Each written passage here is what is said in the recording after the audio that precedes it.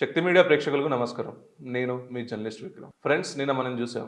తెలంగాణలో వచ్చేసరికి గద్దర్ అవార్డ్స్ ఇవ్వడం జరిగింది. గద్దర్ అవార్డ్స్‌లో వచ్చేసరికి ముఖ్య అతిథులుగా మన తెలంగాణ సీఎం యనమల రేవంత్ రెడ్డి గారు అక్కడ చీఫ్ గెస్ట్‌గా అండ్ భట్టి విక్రమార్క కూడా అక్కడ ఉన్నారు. అండ్ వచ్చేసరికి గద్దర్ అవార్డ్‌లో మనం చూస్తే ఫ్రెండ్స్, అట్టహాసంగా చాలా గ్రాండ్‌గా జరిగింది. మంచి మంచి అవార్డ్స్ కూడా వచ్చాయి. కానీ దీంట్లో తెలంగాణ యాక్టర్స్‌కి అవార్డ్ రాకపోవడం అనేది ఒక దౌర్భాగ్యం. ఎందుకంటే మనకి తెలంగాణలో గద్దర్ అవార్డ్స్ అని చెప్పుకుంటూ ఒక్క తెలంగాణ హీరోకి అవార్డు రాలేదు ఈసారి. అయితే విషయంలోకి వెళ్తే ఫ్రెండ్స్, నిన్న రేవంత్ రెడ్డి గారు మాట్లాడుతూ చాలా గంభీరమైన మాటలు మాట్లాడారు. రాజమౌళి గారితో కోట్ చేసుకుంటూ మాట్లాడారు. ఒకసారి రాజమౌళి గారితో ఏం మాట్లాడారో ఒకసారి విందాం ఫ్రెండ్స్. ఈరోజు హాలీవుడ్ అంటే అమెరికాకి వెళ్తున్నాం, బాలీవుడ్ అంటే ముంబైకి వెళ్తున్నాం. నేను అడుగుతున్న మిత్రుల్ని, రాజమౌళి గారిని, ఈరోజు ప్రపంచమే గుర్తించే విధంగా అద్భుతమైన సినిమాలను తీయగలిగిన మీరు ఆ పరిశ్రమను ఎందుకు ఈ గడ్డ మీదకి తీసుకురారు అని నేను మిమ్మల్ని అడుగుతున్నా. ఈరోజు రాష్ట్ర ప్రభుత్వం మీకు అండగా నిలబడ్డది. హాలీవుడ్ అమెరికా కాదు, బాలీవుడ్ ముంబై కాదు, హాలీవుడ్ బాలీవుడ్ హైదరాబాదు గడ్డ మీద ఉండాలి. మీకేం కావాలనో నాకు చెప్పండి. రాష్ట్ర ప్రభుత్వం మీకు అండగా నిలబడుతుంది. ఒక ఐటీ పరిశ్రమను, ఒక ఫార్మా ఇండస్ట్రీని, ఒక డిఫెన్స్ ఇండస్ట్రీని ఏ రకంగా ప్రోత్సహించినామో ఈరోజు ఫిల్మ్ ఇండస్ట్రీని అదే విధంగా ప్రోత్సహిస్తాం. మీకు కావలసిన ప్రణాళికలు అందిస్తాం. ప్రణాళికలు మీరు రచించండి. మా విజన్ డాక్యుమెంట్లో, తెలంగాణ రైజింగ్ 2047 విజన్ డాక్యుమెంట్లో ఫిల్మ్ ఇండస్ట్రీకి ఒక చాప్టర్ ఇస్తాం. ఆ చాప్టర్ని రాయాల్సిన బాధ్యత సినీ ప్రముఖులకు, ఇక్కడ ఉన్న పెద్దలందరికీ ఉంది. మీకు ఏం కావాలనో నాకు చెప్పండి. విన్నర్గా ఫ్రెండ్స్, రేవంత్ రెడ్డి గారు ఏం మాట్లాడుతున్నారో. ఫిలిం ఇండస్ట్రీకి వచ్చేసరికి మనకు హాలీవుడ్ కానీ బాలీవుడ్ కానీ ఇక్కడ పెట్టండి. తెలంగాణ రాష్ట్రంలో మీకు ఏం కావాలంటే చెప్పండి, నేను ఇచ్చేటోని ఇక్కడ నేనున్నా. మనకి డిఫెన్స్ ఇండస్ట్రీ కూడా ఇక్కడ స్టార్ట్ అవుతుంది, అన్నీ స్టార్ట్ అవుతున్నాయి అని చెప్పేసి రాజమౌళి గారిని కోట్ చేసుకుంటూ చాలా బాగా చెప్పారు. కానీ రేవంత్ రెడ్డి గారు, మనకి ఇక్కడ ఫుడ్ ప్రొడక్షన్ ఇండస్ట్రీ కూడా ఉంది. మన రైతులకి ఎవరైతే దాన్ని ప్రొడక్షన్ చేస్తున్నారో ఆ రైతులకి మీరేం న్యాయం చేస్తున్నారు? అంటే రైతన్న అంటే మీకు విలువ లేదా? వాళ్ళైనా సరే, వీరైనా సరే, ఎవరైనా సరే మనం ఇద్దరికి మనం థ్యాంక్స్ చెప్పుకోవాలి. ఒకటి కిసాన్కి, ఇంకొకటికి జవాన్కి. అసలు మీరు కిసాన్కి మీరు ఏం చేస్తున్నారు? రైతుకి ఏం చేస్తున్నారు? రైతు బంధు అని చెప్పారు, 17,000 మీరు పెంచుతామని చెప్పారు. కానీ అదే 15,000 ఎవరైతే కేసీఆర్ గారు గత గవర్నమెంట్లో ఇచ్చారో అదే డబ్బులు మీరు ఇస్తున్నారు. కానీ అది కూడా విడతల వాదిగా ఇస్తున్నారు. కానీ ఇప్పుడు దాకా స్వచ్ఛంగా మీరు డబ్బులు ఇవ్వడం కూడా దానికి వీలు పడలేదు. అండ్ మన రాష్ట్ర బడ్జెట్ మీరు ఆలోచిస్తున్నారా రేవంత్ రెడ్డి గారు? రైతులకు సరిగ్గా డబ్బులు ఇవ్వట్లేదు. ఇంకొకటి ఉద్యోగులకు వచ్చేసరికి డిఏ ఇప్పుడు జూలైకి ఒక డిఏ, ఇంకొక డిఏ అని చెప్పేసి కాలయాపన చేస్తున్నారు. ఎవరైతే మనకి ఉన్నారో ఎంప్లాయీస్ రిటైర్మెంట్ అవుతారో వాళ్ళకి ఇంకా బాండ్స్ ఇస్తున్నారు.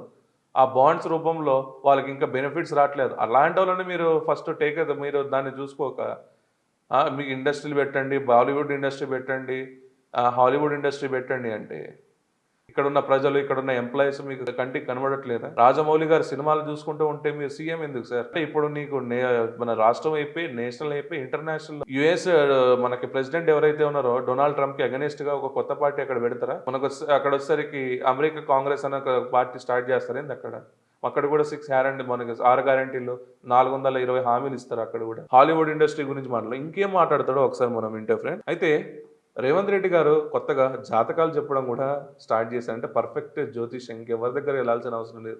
రేవంత్ రెడ్డి గారిని మన జాతకం అడగొచ్చు అనేసి మనం చేయొచ్చు. ఎందుకంటే అశ్విని దత్కి వచ్చేసరికి అమ్మాయికి 25 ఏళ్లలోనే పెళ్ళవుతుంది అని చెప్పేసి, నువ్వు రెడ్డిలో అబ్బాయిని చేసుకుంటావు అని చెప్పేసి చెప్పాను అని చెప్పేసి రేవంత్ రెడ్డి గారు నేనే చెప్పారు. అసలు నిజంగా రేవంత్ రెడ్డి గారు అశ్విని దత్ గారి గురించి మీరు చెప్పారు. మరి ఇక్కడ తెలంగాణలో ఉన్న ఆడబిడ్డలకి మీరు చెప్పిన హామీలు గుర్తుకు రావట్లేదా సార్? ఇక్కడ వచ్చేసరికి కళ్యాణ లక్ష్మి కింద తులం బంగారం ఇస్తామని చెప్పారు, ₹1,00,000తో పాటు. ఆ తులం బంగారం మీరు ఏమైనా ఇస్తున్నారా సార్? ఆ హామీ ఎక్కడ పోయింది సార్? అసలు వేరే వాళ్ళ పెళ్ళిని మీరు క్యాస్ట్ ఈక్వేషన్స్లో మీరు చెప్పుండొచ్చు అని బాగుంది అంతా.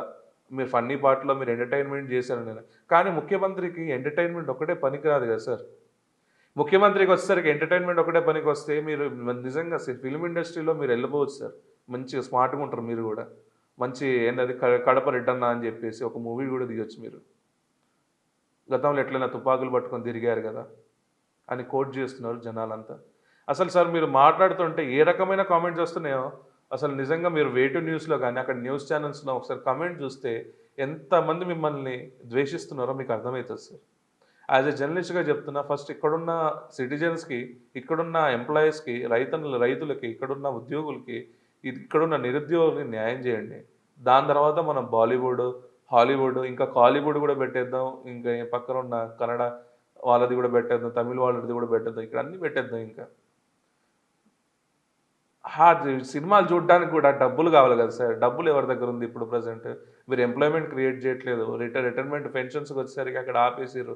రైతులకు వచ్చేసరికి వాళ్ళకి సరిగ్గా మద్దతు ధర ఇవ్వలేకపోతున్నారు మిర్చి వాళ్ళకి. రైతులు సరిగ్గా చూసుకోలేకపోతున్నారు.